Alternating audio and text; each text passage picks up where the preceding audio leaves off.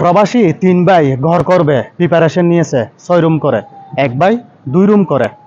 2 ভাই পর্যাপ্ত পরিমাণ টাকা দিতে পারছে, আর যে মাহারা ছোট ভাই সে সময় মতো টাকা দিতে পারে নাই, সে কিছু টাকা কম দিয়েছিল।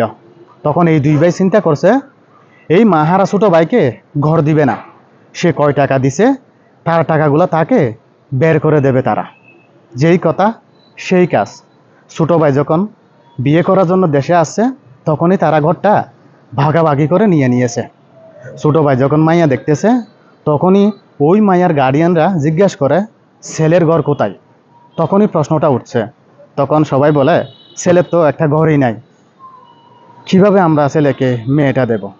মাহারা ছোট ছেলেটা আর বিয়ে করে নাই, সে আবার প্রবাসে চলে যায়। প্রবাসে চলে গিয়ে ওখান থেকে 1 ভাইয়ের পুরো অংশ কিনে নেয়। অর্থাৎ তো ঘরটা 2 ভাগ করছিল, 2 ভাগ থেকে 1 ভাগ কিনে নিছে। তারপরও সে ওই ঘরে থাকবে।